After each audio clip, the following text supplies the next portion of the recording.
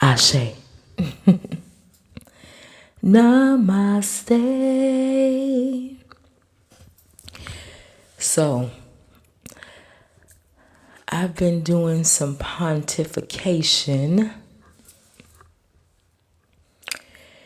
and remind me later. Remind me later. Spirit has revealed quite a lot to me these last few moments, or rather, strongs. So it's been quite a time. Like, what have I been doing? What have I been doing? Let's go with the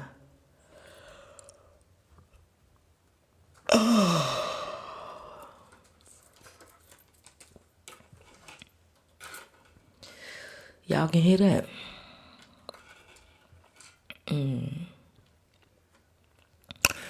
So, what's really been on my mind? Let's see. We about to turn it up in the best way with the highest vibrations.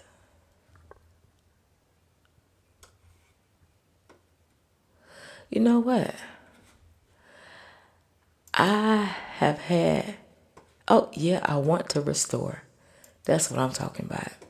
And keep this there too. Because that's how we doing it. That's what we doing. And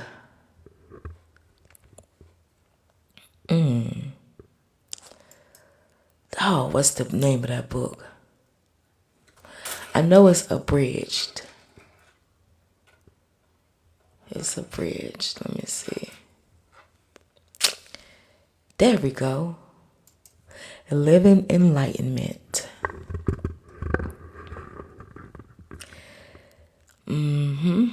That's what I'm talking about. Living Enlightenment. Living Enlightenment. Gospel of Paramahansa Nityananda. It's a meditative book. I've had this book for a long time, y'all. Living Enlightenment is actualizing the limitless potential and experiencing the ultimate as every moment of life unfolds afresh. Living in this divine space is living the best life and doing the greatest service to society.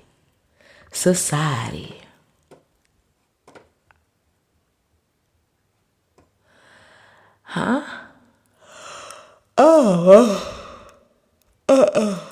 Excuse me. All right.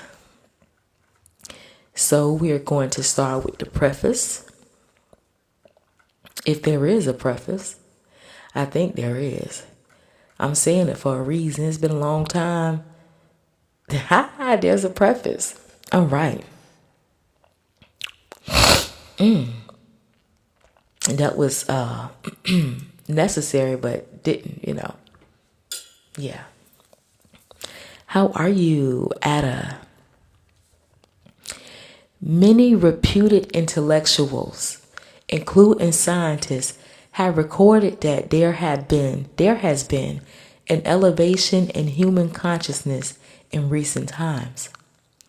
Whether it is to do with the age of Aquarius, as rock groups foresaw, or the metaphorical end of the world, as the Mayans predicted, is not the question here. The question is, how do we define consciousness?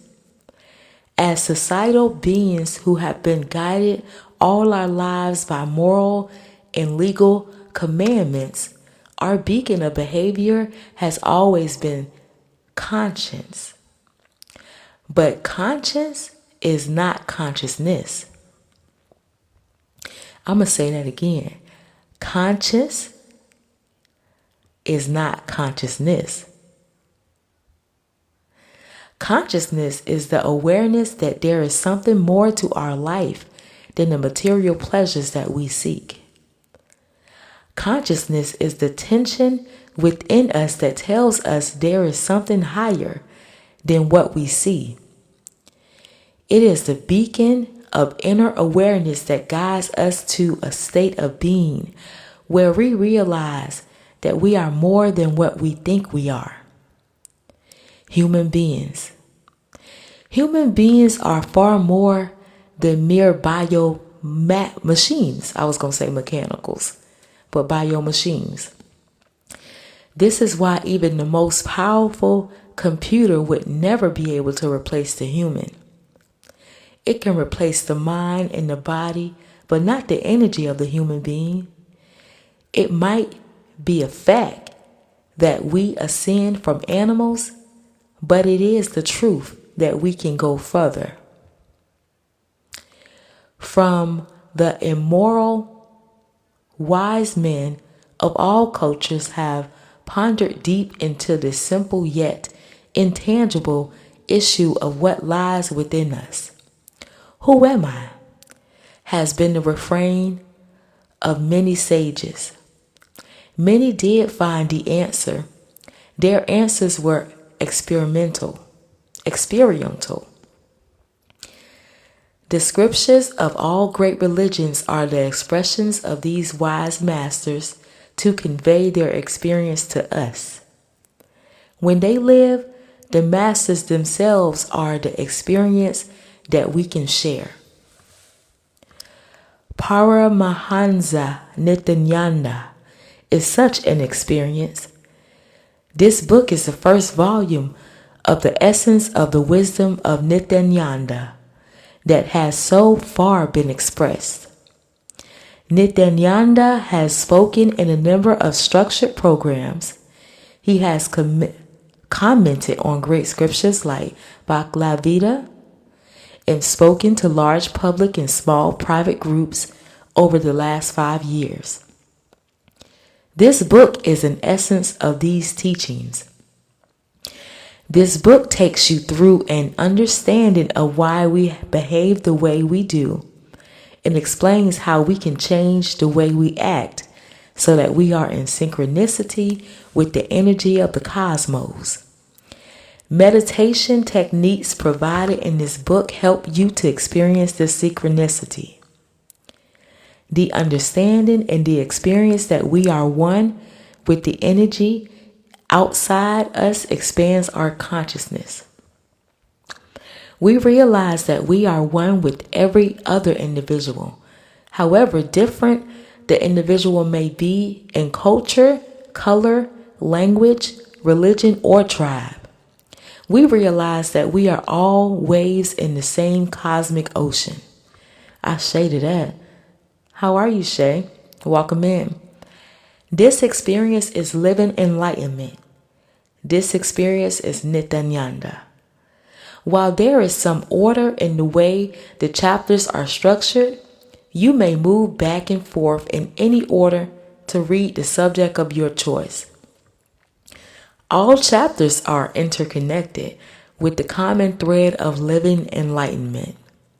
Yet, each one is an individual pathway to the experience and not a subsequential step. In this book, references of non-English words have been explained as footnotes on the first 3 occurrences of the word and explained in the glossary as well. As you go deeper into experience and feel the need to interact with others, experience a similar need. With others who experience a similar need. Visit Living Enlightenment. All right. This book is an amazing journey into existential truths and a gift from an enlightened master of this millennium. Nityananda Publishers. All right, on to the introduction. If you are here, it means existence wants you to be here in this form. You are not an accident. You are an incident? Okay.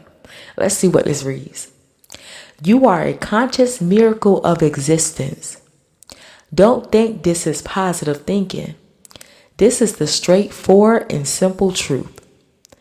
If you trust this truth, you will start experiencing life in its pinnacle.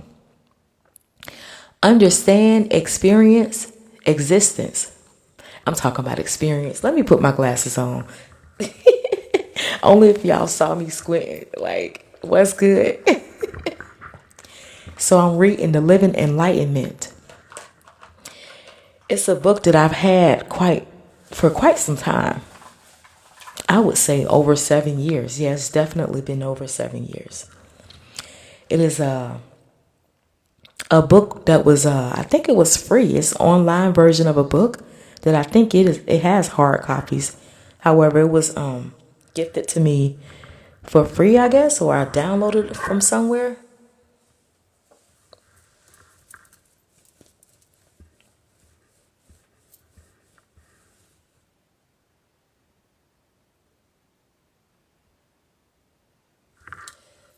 Anyways, bear with me.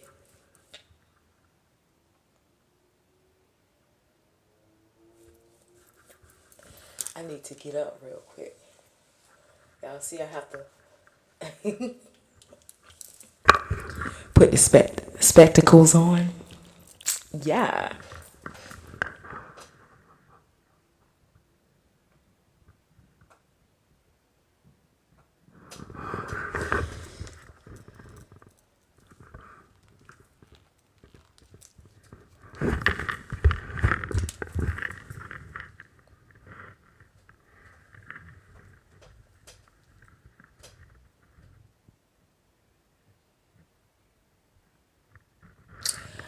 I'm checking something. Hold on, y'all.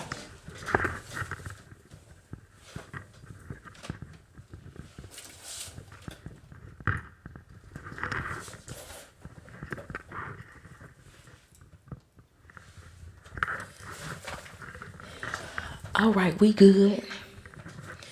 All right. Actually, I can charge this phone real quick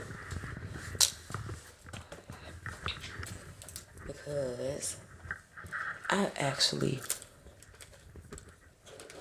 did something for myself. I had been waiting, just been waiting for what I thought was a better time to purchase me a new phone. But I went ahead and did that yesterday, actually, because it is past 12.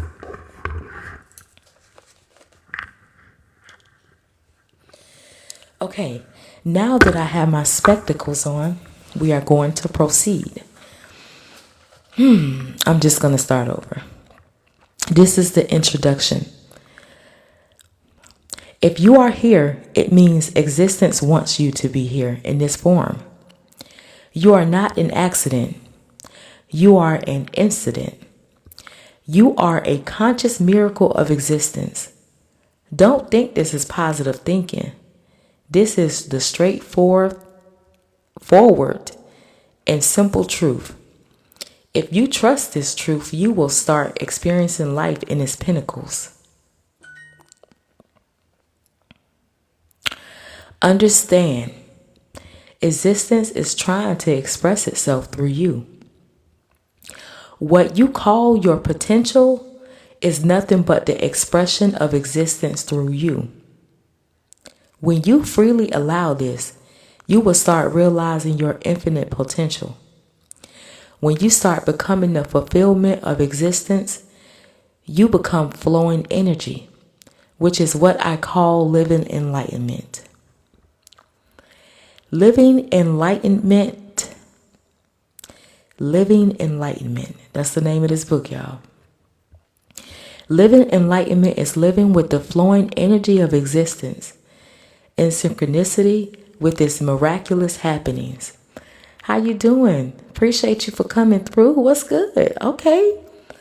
Y'all showing up. I'm here. I'm just reading. I'm reading a book called Living Enlightenment. I appreciate y'all. When you live this way, you will find there is no personal barrier, no emotional baggage, nothing that holds you back in life.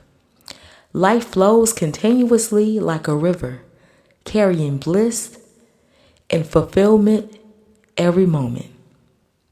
In this book, you will find deeper truths and powerful techniques to tide over personal barriers and resolve emotional conflicts. You will also find truths that demystify your relevance in this vast cosmos. So you start moving in a higher plane of consciousness. Y'all ready for this book? Appreciate y'all for being here, like for real. So this is the introduction of a Living Enlightenment. And whoever is interested in this, it's not an audiobook, it's an online ebook. I can send it to you. It's been in my drive for over 7 years, probably longer than that, 7+ years.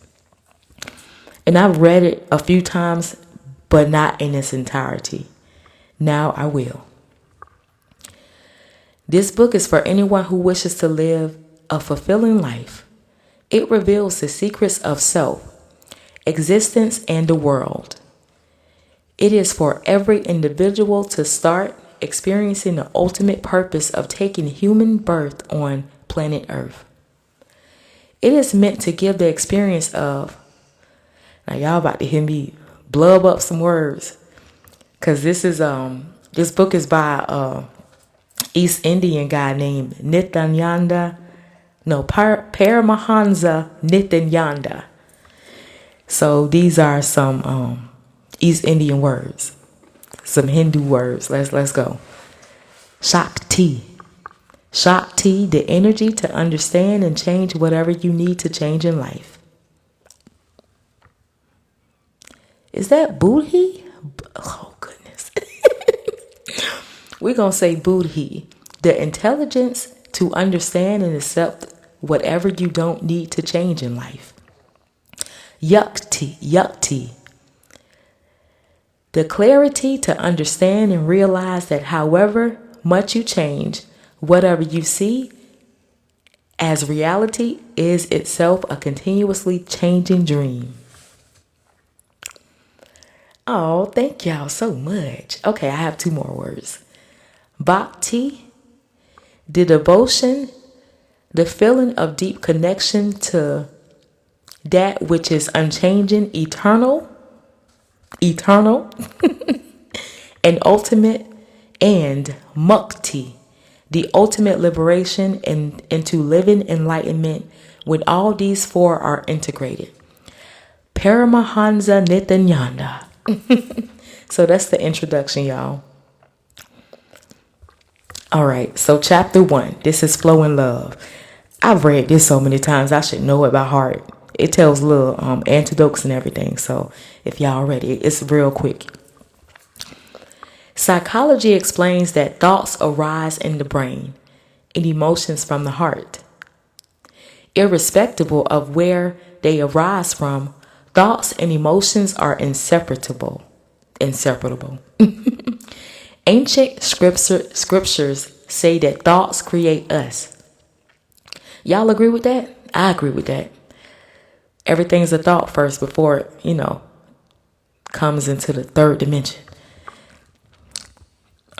Okay, let me stop talking. So do emotions. Facts. We become what our emotions are. Managing our emotions is crucial to transforming our lives. What is love? Whenever we look at something, the first thing we do is to calculate what we can get from it. It can be a person or an object, that doesn't matter. Our thoughts start functioning either through fear or through greed to calculate what there is in the situation for us. Our attention is centered on that object or person. It is possible to turn our attention towards our own inner space and ask, what can I contribute? What can I add? How can I enrich others? If the process is only to ask, what can I get out of it? Then it is driven by lust. If the process asks, how can I enrich it? It is driven by love. Lust is an energy that demands. Love is an energy that gives. Love is an intense experience in one's inner space. That's deep. That's real deep. Many of us think love is a choice. We think experience and expression of love is a choice. We think that if we want to, we can handle love. Otherwise, we can let it go. No, it is not a choice as we think. It is a basic necessity of life. That's a big one. I got to snap to that one. When I say life, I don't mean just breathing and staying alive. I mean being alive at the innermost being level. As a live consciousness. If you can express love, if you can experience love, that is the only way of being alive as a consciousness. If you don't experience and express love, you may inhale and exhale, but you can't say you are a live being. There are so many animals, plants, and other things that breathe day in and day out.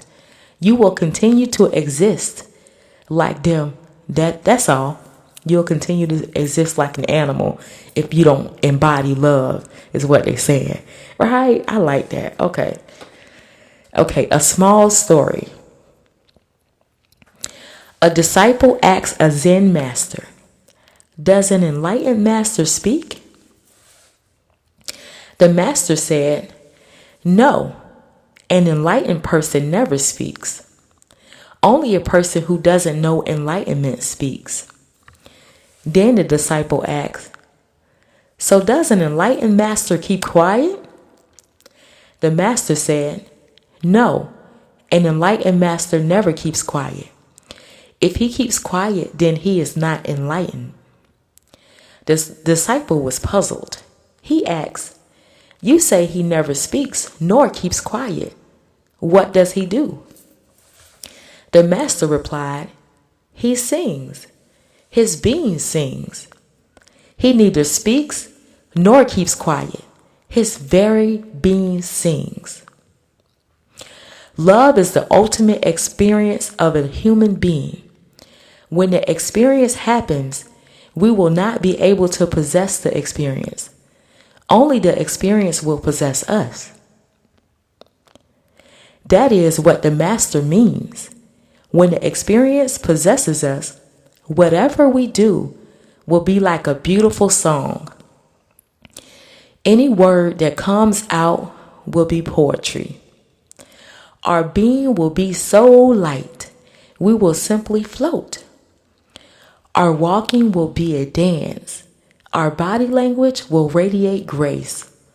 All our expressions will be a great service to humanity. All human beings are born as loving beings. A newborn baby radiates causeless love. Does she know anyone around her at birth? No. Her energy is causeless love. As we grow, society instills fear and greed in us, and we orient our love based on greed and fear. Then it is no longer causeless love. It is love with a reason. It becomes suffocating. We start feeling our other emotions like jealousy, fear, and anger. We experience only love with the cause, a reason, but with a little awareness and awakening. It is possible to reclaim our original love.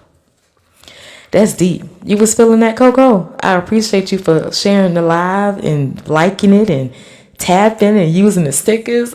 One love. I appreciate that, like, for real. I really do. I think I want to keep the ambience. So love cannot be created. Love can never be made to happen with just your logical decision. Our mental setup itself should be created in such a way that we become love and our actions speak love. I say to that. Our logic should start radiating a love that is beyond logic. If you try to create love, it will be like forcing open the petals of a flower to make it bloom. Can it be called flowering? No. Love is a flower that blossoms deep within your being and sends out a sweet fragrance that we share with others. Love brings great courage. Another story.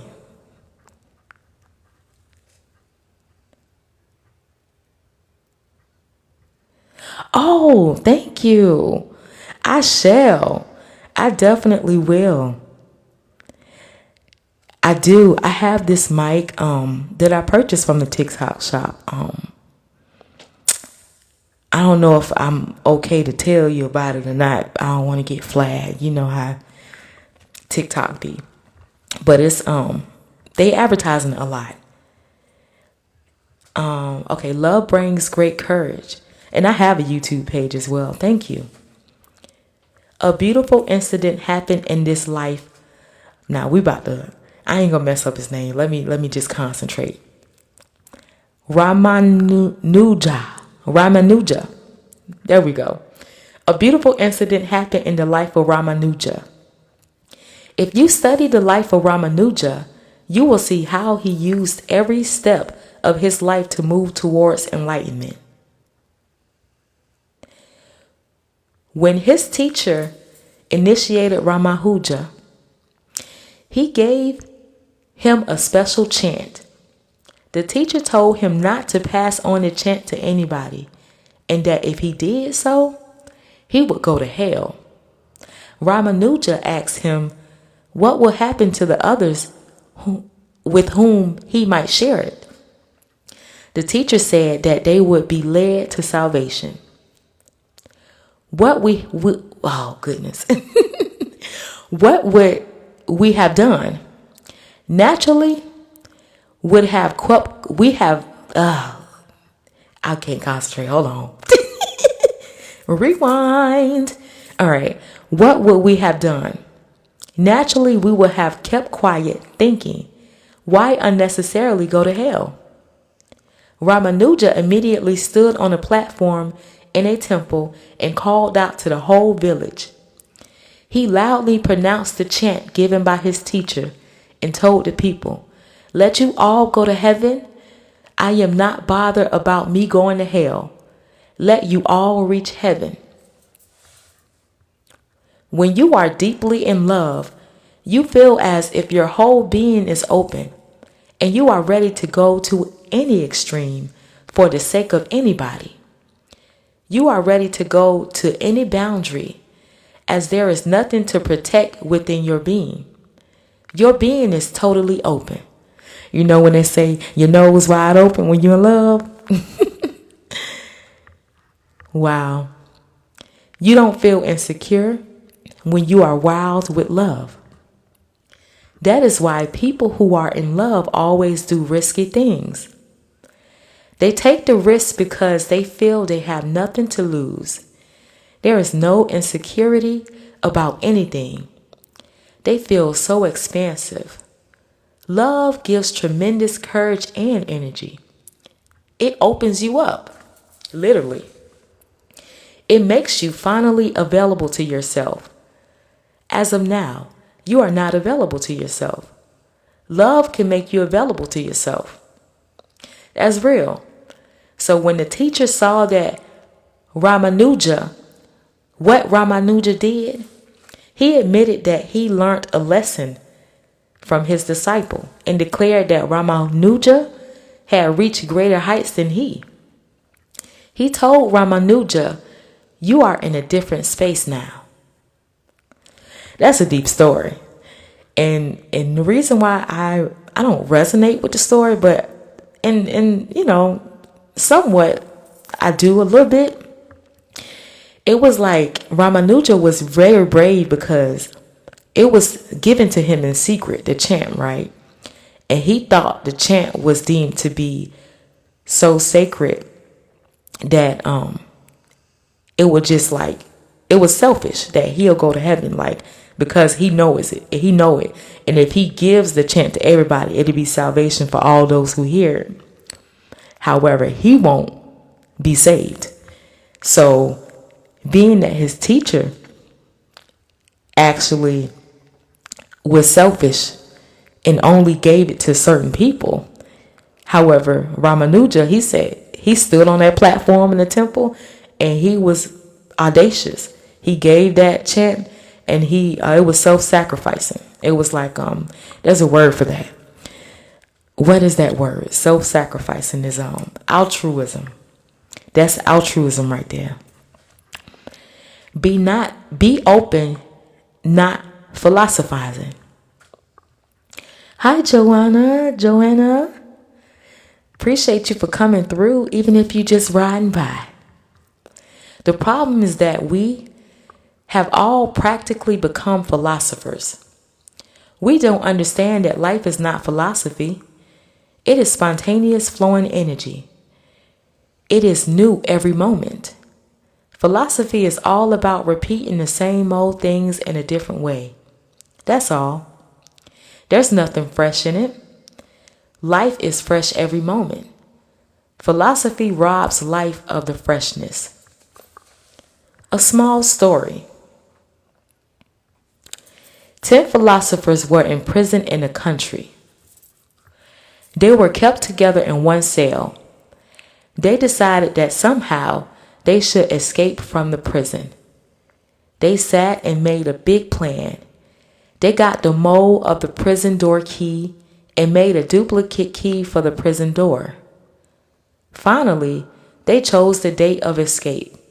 The whole plan was clearly laid out.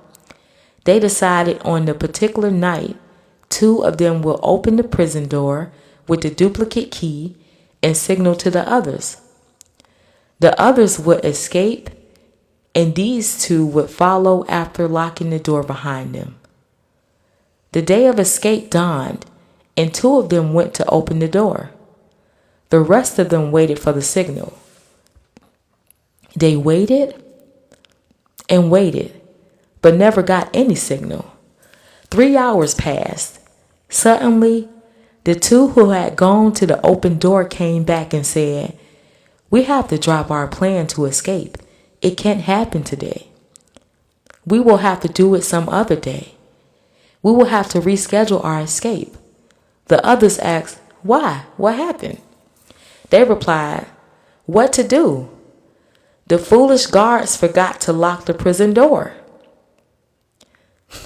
That's crazy. Those who philosophize cannot think of anything new. It is to be the same old mental setup. If there is some change or some new situation, they cannot think creatively to deal with it because they are not open. They are like closed circuits. We have to also become like philosophers when dealing with our lives. We are stuck in patterns of the past. We are never in the moment. If anything new happens, we are at a loss. With philosophy, you have fixed ideas and you become very assertive. When you are too assertive, you can't love. Assertion is aggressiveness that does not allow love to come in. When you are too sure and filled with preconceived ideas, then where is the space for love to enter? Love needs beautiful space in order to blossom. With philosophy, there is no room for love to settle in its existential state. It is like this. If you really want to experience the taste of nectar, can you experience it through just a set of ideas about it? No. You need to taste the nectar yourself. Give it some space. Allow it to fill you and settle in its existential state. Only then you will know its taste. In the same way, to experience love, just a few ideas alone will not help. You need to allow it to grow in its existential state in your inner space. Then you will know it. Allow it to happen in your heart, not in your head. Decide to be with the heart, then it will grow and happen. What was once a failure within the head can become a success within the heart. Love is really a success of the heart that every individual should experience. Yes, we all should experience love. Definitely. It is easy to stay in the head. It is, after all, a mundane and familiar intellect. It requires courage to come down to the heart, because with the heart, nothing is familiar. Everything is fresh. At the head level, you have a solid identity and familiar patterns. At the heart level, there is no identity, no pattern. It is an open space. To enter into it, you need tremendous courage. The heart of a lion. The lion's known as they courageous. That is why love is fearful for many people. It is an unfamiliar zone. With the head, there is comfortable familiarity. Ego disconnects. Love connects. If the cosmos is a grand ocean, we are all part of it. We are all one with the ocean, not individual drops in the ocean. When we think of ourselves as individual drops, we feel separate in our boundary and in our feelings. This is what is called ego. Who's here? Who am I? Welcome in. Hope you're enjoying the read. Where am I? Okay.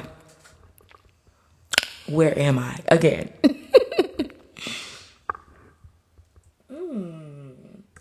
This is what is called ego.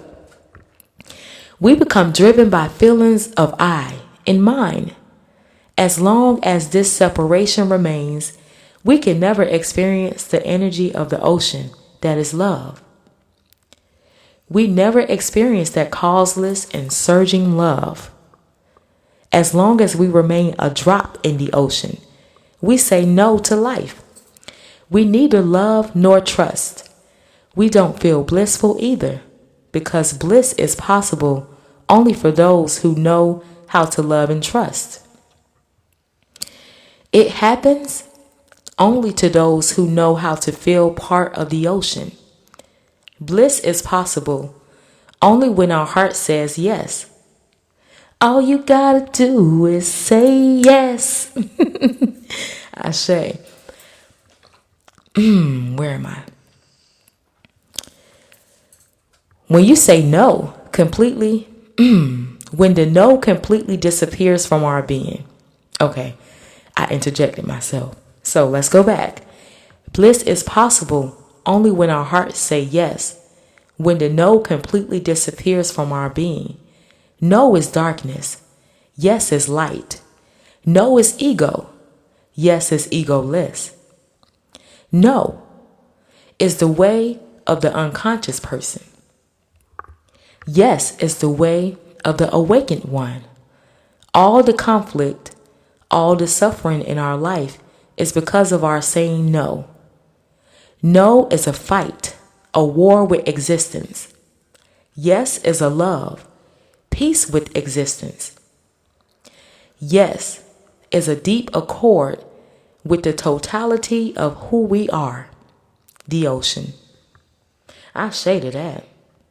Y'all welcome in. I'm reading an ebook that I've had for a long time called The Living Enlightenment by Paramahansa Nityananda. And it's so good. I love this book. Bliss is another name for the accord, the harmony. The way to be in bliss is to dissolve. Wait, hold on. What's going on? Okay, we good now. Where was I? Okay, bliss is another name for that accord, that harmony. The way to be in bliss is to dissolve into the ocean, not to be a drop, but to merge with the ocean. To be a drop is to be a hindrance. To be a drop is to be with ego. The ego is the root of all misery. When the ego is absent, bliss reaches us from every nook and corner of the ocean of existence, as if it were just waiting for the ego to disappear. Ego is a closed state of consciousness. All the windows and doors are closed. Life itself becomes insulated and encapsulated. Our ego surrounds us like a capsule. Our ego is like a sealed capsule. There is not even a small gap to allow anything to enter. It closes itself due to fear, shrinks into itself. That is how we create misery for ourselves. Love is being in the flow with existence, to be totally with it. Ego is like frozen ice. Love is like the liquid water. You know why it's like the liquid water, y'all? Because it flows. How y'all doing, Undercover God? Appreciate you for being here and choose your destiny. I appreciate you for being here. I hope y'all enjoying this read. Only when we are liquid do we become part of the ocean. Then we don't have any private goal or destination. Each moment is blissful, incredibly ecstatic, just going with the plan of the cosmos. It is such sheer joy to simply exist and flow. Just to be is enough. But we need to be sensitive to feel the joy of being. We need to grow feelers. The feelers are what we call love. And feelers is not like fillers. It's Feelers, like touch, like fillers. Love feels the joy of just being. When you grow the feelers of love, life is no longer made of independent thoughts, but becomes a continuous feeling. Then the ego starts to dissolve. Once we have moved from thinking to feeling, there is only one more step, and that is from feeling to being, and that is very simple. All right, so we about to go through the steps, y'all. Let's see what they say. What I say, day. Day. The first step is difficult. To move from thinking to feeling. The ego has trained the mind to think so much. That's why. The second step comes almost automatically. There's nothing we need to do for it to happen. From feeling to being. The distance is nothing at all. It can happen at any moment. The poet can become the mystic at any moment. He is almost there. She is almost there. The real problem is how to get out of our thinking and get more and more into our feeling. Just follow the heart. Just love more. That's all. Feel more. Enjoy more. So that you can feed your heart. Watch the sunrise. Watch the sunset. Watch the clouds. Rainbows. Birds. Flowers. Animals. Rocks. And people. And watch them with awareness. Look into their eyes. Existence is multidimensional. Look into every dimension like a poet. Praise it. Feel it. Be ecstatic. Expand your consciousness and experience every single detail of existence with love. slowly, the ego will lose its hold and disappear. Because that's what love does, right? I love love. Oh my goodness. Love is beautiful. The only barrier to love is fear. When things start happening, we become fearful because with love, we enter into a merger. This threatens the very basis of our ego. Ego is separatedness, while love is a merger. The fear we feel is nothing but the fear of dissolving ego. Let the fear be there. It will hang around. It'll hang around for a while. If we simply ignore it, the ego will leave us. It is a great day when fear of losing the ego leaves us. From then, our growth becomes simple, easy, and spontaneous. Then we are not. Only love is. Snap, snap, snap.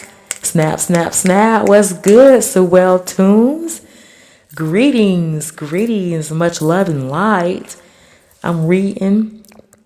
That's what we're doing tonight. We're reading The Living Enlightenment by Paramahansa Nityananda. I love it. Be a lover every moment. Encounter any situation in life with deep love. Soon you will become pure love. Whether it is a person or your work or a passerby or God or anything, just encounter it with deep love for love's sake. If you are a painter, just be completely in love with painting. If you are a dancer, be completely in love with dancing. If you are working with your computer, treat it with the utmost love and become lost in it. Just be completely sincere and completely in love every moment. I say to that. I appreciate you for being here. Thank y'all for the love and sharing and the gifts and all that. If you are painting and at the same time thinking about which gallery to put it up in, put the painting in, or how much to sell it for, then be very clear. You are not lost in love. You are in love only with some particular thing, which is money in this case. If you are dancing while calculating what you will get once you finish the dance, oh, I know where it's going. Then be very clear. You are not lost in love. You create more and more bondage by doing this. If you become lost in every moment, you become love. Then, when you work with the utmost focus because you are in deep love with it. This way, your very life becomes a deep meditative love. A deep meditative love. I like that. That's what I'm talking about. Be immersed in whatever your passion is, whatever you love, right? Ashe. That's what I get from it. Then you start feeling, relating, and respecting everything as a living being, just as you are. You even start feeling the other person's thoughts. You start responding and relating to the other person without him or her opening up to you. You feel the cosmos as a translucent, ever-living presence. You have tremendous intelligence. You know exactly how to connect to things. Such is the power of love. Power of love. Oh, Luther Vandross. I love that song. Anyways, back to it. The Sufi mystic. Here go another name, y'all. If you're having like 5 syllables and stuff. Jalaluddin Rumi. Okay, that was easy. Jalaluddin Rumi says, whatever you are, whatever your condition is, always try to be a lover. The whole of existence is in a deep romance with itself. You are part of it. So it is a true nature. It is your nature to be a lover every moment. Only being that can you experience the real fulfillment of your original nature. I shaded that. Did y'all like that so far? Y'all like what the book talking about? This is Flow in Love. This is actually still the first chapter. Love yourself first. The big problem today is that most people don't love themselves. That's a real one. That's a truth right there. We learning though. We loving ourselves more, right? I would hope so. I'm loving myself more. I love myself. Society never teaches that it is possible to love ourselves. Understand that unless you love yourself, you cannot possibly love another person. Only when you lose yourself to yourself can you lose yourself to others. We are taught that we can only love even ourselves if we have a reason. If we perform well, we love ourselves. If we fail, we hate ourselves. We apply the same logic to others. We love them only because of something, never without a cause, without a reason. When you don't love yourself, you become cynical and negative towards life. For a few minutes every day, okay, this is some practical things now. So for a few minutes every day, just sit by yourself and feel overflowing love towards yourself. Feel what a wonderful being you are. Feel how much you have taken yourself for granted. Feel yourself as part of existence and love yourself for it. Melt with the feeling of love for yourself. If you practice this every day, you will see that where you were once hard and self-centered, now you have become soft and loving. Then, when people love you, you don't feel guilty or unworthy because just as they love you, you love yourself too. You become ready to receive love from others. Usually when others show love to you, you feel guilty or unworthy because you don't feel you are worthy being loved. But you're worth being loved. If y'all don't know that, you're worth being loved. Once you settle within yourself with deep love, you will receive others' love with joy. Ashe. Love existence and feel it loving you. Existence is not a thing. It is a living energy being. Every single tree, every single stalk of a plant responds to your love and hate, your every thought. Cleve Baxter, a polygraph expert, has conducted several experiments to examine the response of plants to human emotions and thoughts. He discovered that plants will respond to human thought in a way similar to how a human being would respond. A simple thought by a person about burning the leaves of a plant would register erratic movement in the polygraph recording of the plant. Baxter called this response primary perception, the ability of plant, animal, and human cells to perceive and respond to any thought. On one occasion, Baxter recorded graphs that registered a flat line that suggested the plants were in a state of shock. He asked the owner of the plant if she had done anything to hurt the plants. The lady told him, "I roasted a few of its leaves to get their dry weight." When you start loving existence, it begins responding to you in a beautiful way. You start rising above all the differences around you. Differences between people, situations, emotions, between anything and anything. Everything merges into unity. And that is the truth. Everything is part of one whole. And love is the only thing that can make you realize this truth. In India, there is a tradition of spiritual wandering where people walk by foot the length and breadth of the country, visiting many temples and pilgrim centers. I used to wonder how they were able to do that, especially going through forests, sleeping with wild animals, and begging for food. The secret is that they start feeling connected with nature so completely that nature protects them beautifully. Whether it rains or shines, the animals and trees, everything, takes care of them.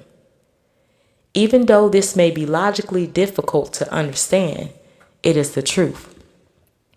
If you begin to live with a little respect and love for existence in all its creations, you will be able to recognize these things happening in your own life as well.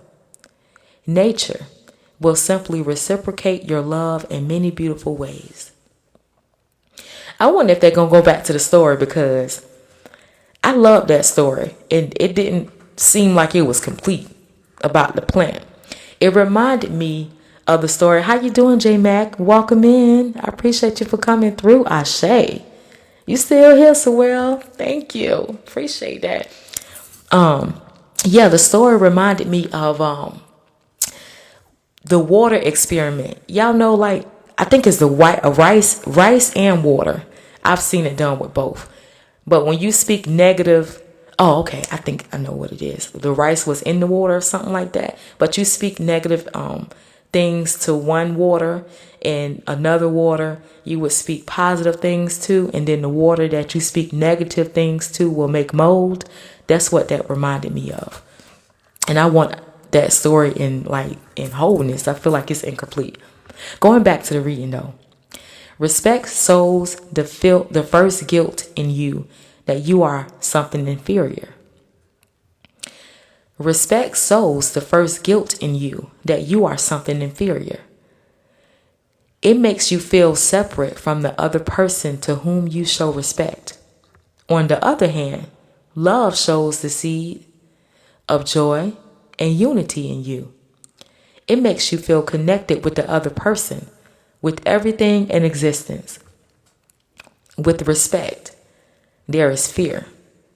I've never heard respect being described in this manner, but we're going to keep going. With respect, there is fear. With love, there is authentic respect, as well as the scope for deep understanding to happen.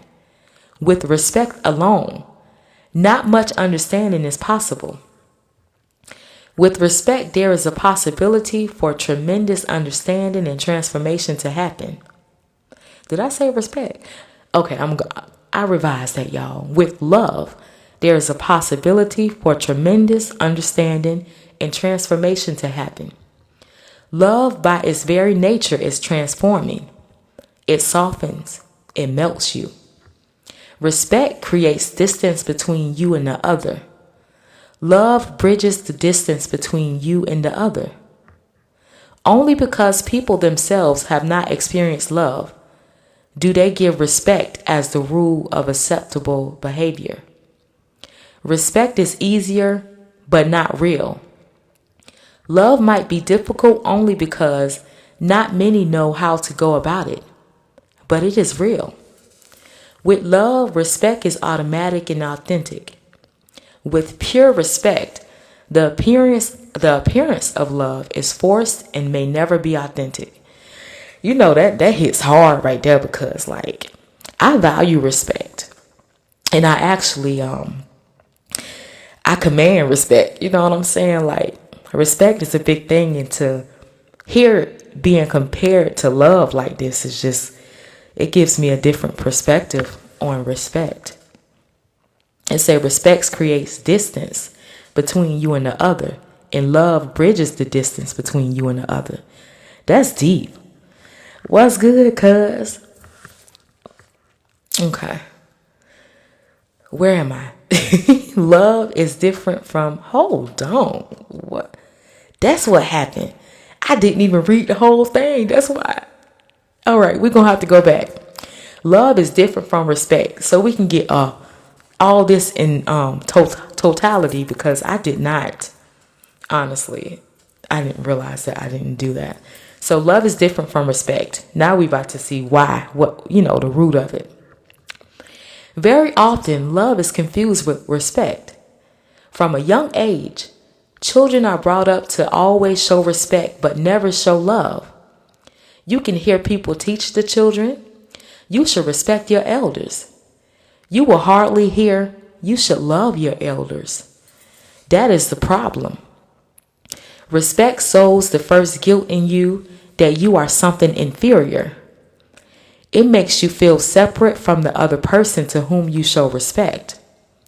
On the other hand, love sows the seed of joy and unity in you. It makes you feel connected with the other person and with everything in existence. With respect, there is fear. With love, there is authentic respect, as well as the scope for deep understanding to happen. It makes sense now, y'all. Now it makes so much sense. Wow. With respect alone, not much understanding is possible. With love, there is a possibility of tremendous understanding and transformation to happen. Love by its very nature is transforming. It softens and melts you. Respect creates distance between you and the other. Love bridges the distance between you and the other. Only because people themselves have not experienced love do they give respect as a rule of acceptable behavior. Respect is easier, but not real. Love might be difficult only because not many know how to go about it, but it is real. With love, respect is automatic and authentic. With pure respect, the appearance of love is forced and may never be authentic. Wow. That hit deep right there. Why can't we love and respect our elders? You right. Why can't we do that simultaneously? You right about that so well. I think with love, it automatically you gonna respect something or somebody, And I say that because when I think about the scripture that's tatted on my arm, Colossians 3:1. Actually, that has nothing to do with that. Actually, I'm thinking about Corinthians 13, which speaks on the love is patient, love is kind. Love doesn't boast and all that stuff, which respect is really in there. Like when you love somebody or something, and then you automatically gonna respect him. That's what I think. But, I feel you though. I feel you. Okay. Love is the root of all religion. Love is the original religion. That's that part. Love is my religion. Love consumes all. It does, I say. Okay. It is the root of all spirituality. All other religions are offshoots. Love is like the root of the tree, and all religions are like leaves and branches. Even the greatest religions are only big branches compared to the religion of love. That's facts though. And this is my understanding. Like, this is, they speak in my language for real. Love has no temple or scripture. It is like the roots that lie beneath the ground but provide the nourishment for life. Without it, the whole tree dies. Through love, many branches and leaves are created. But what do? We cling to the branches and leaves instead of clinging to the root. When we cling to the branches, man, listen, I'm going to stop myself. When we cling to the root, we get the direct nourishment. When we cling to the branches, we enjoy only one dimension of the nourishment. When you become more loving, you will enter the invisible temple of love. Wow. I have a lot to say about that, but we're going to keep reading. My baby girl just woke up and she just looking straight at me. A small story. One day, a master asked his disciples how they could tell when the night had ended and the day had begun. One of them said, When you can look in the distance and tell whether the animal is a cow or a horse, the master said, no. Another disciple, when you can look at a tree in the distance and tell if it is a pine tree or a mango tree, the master said, no. They asked the master, then what is it, master? The master replied, when you can look into the face of any man and recognize your brother in him, when you can look into the face of any woman and recognize your sister in her, if you cannot do this, then no matter what time of day it is still only nighttime. Wow. Wow, for those who still here. I'm about to end this is page 9, and we'll proceed later. We're probably going to do about 9 pages every time. The master can give a few hints, a little hints here and there. Then we must find our own way carefully, cautiously. Love is just a hint. But if we follow love slowly, very slowly, we will be surprised that God becomes more and more of a reality. He is no longer just a thought. She is no longer just a thought. No longer simply an idea, but something that we can feel. The deeper we go into love, the closer we come to the feeling. The day we dissolve into love, we merge with unity. Hold on real quick.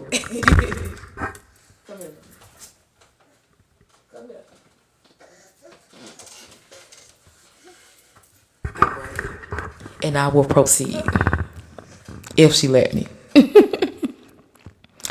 This deep though. I'm really feeling this. Okay. The deeper we go into love, the closer we come to the feeling. The day we dissolve into love, we merge with unity. What's good, Hybrid 803? What it do? Appreciate you for coming through. From time immoral, the conclusion of many mystics have been that matter is glued together with love. An invisible force keeps atoms and molecules together. They do not fall apart because of an invisible force. Science has yet to discover this ultimate energy. It has detected a few hold on. Okay, I got it. It has detected a few of its manifestations, such as gravitation and electricity, but these are only gross manifestations. The day that science discovers love will be the day when religion and science will commune with each other in the same language. Facts. Facts. For now, just rejoice because love is possible. Be joyful that love is your inner potential. You can rise to the ultimate heights with love. Nothing is impossible with love because love can transform itself into God. Ashe. God is love. 3 types of love and their integration. Many people confuse lust with love. This is one of the greatest tragedies. The person who thinks lust is love remains confined to the physical plane. He never rises higher than that. She never rises higher than that. He has no idea that there is a higher plane. She has no idea that there is a higher plane. He remains in the basement of his house. She remains in the basement of her house. Sex is the basement. Basement. BASE-MENT. Mental. Base. Your foundation. The low. All that. It is not the place to live in. That's that sacral chakra to me. That's what that reminds me of. You can use it for other purposes, but it can't be your home. Your home is above it, And it goes back to the heart chakra. You know, the first three chakras are the root chakra, the sacral chakra, as well as the solar plexus. And then you go to the heart chakra. That's home right there. That's where your home really is. It says your home is above it. Man has three planes of being: animal, human, and divine. First is the plane of lust, which is the animal plane. It is a crude form of love. It is not that love is not present there. Love is mixed or polluted by gross greed and desire. That's all. As our being becomes more refined, we enter the second plane, ordinary human love. Human love has traces of possessiveness and jealousy. Since human love is grounded in greater understanding than animal love, one does not simply use the other person for his or her own gain. Human love is capable of seeing the other as an end unto itself. The third type of love is divine love. Y'all know I'm all about that divine love. It is love in its highest form, almost like a prayer. There's no possessiveness. There is nothing earthly in it. It becomes an invisible but powerful force. This is when love becomes prayer and we feel restful, contentment for the first time. I say restful because the other two types of love always keeps reaching for more or keeps missing something. There is no restfulness in them. When the third type of love happens, even sex becomes a deep, that's what I'm talking about. What y'all talking about? A deep and divine act beyond more physical pleasure. Ashe. For those who stayed with me, I appreciate you for being here. I'm going to end it here because, the matriarch is now. Motherhood is calling me. Baby girl up, and it's her time to shine. So I'll be back. But if you was enjoying this, please tap in because this is going to be the energy right now that I'm embodying. It's, Asmar, Re, and all that. And it makes sense for me because I love to use my throat chakra to enlighten those, who has an ear. Let them hear. Ashe. And heart, Heart, has the word ear in it, right? Which is love, right? Yeah, all that. Hear, Hear, without the T, is to hear. You put two ears together. Actually, ears in that word too. EAR. That's wild. You put two ears together, it makes a heart. And when you listen, and you listen with your heart, it can penetrate your heart actually when you listen.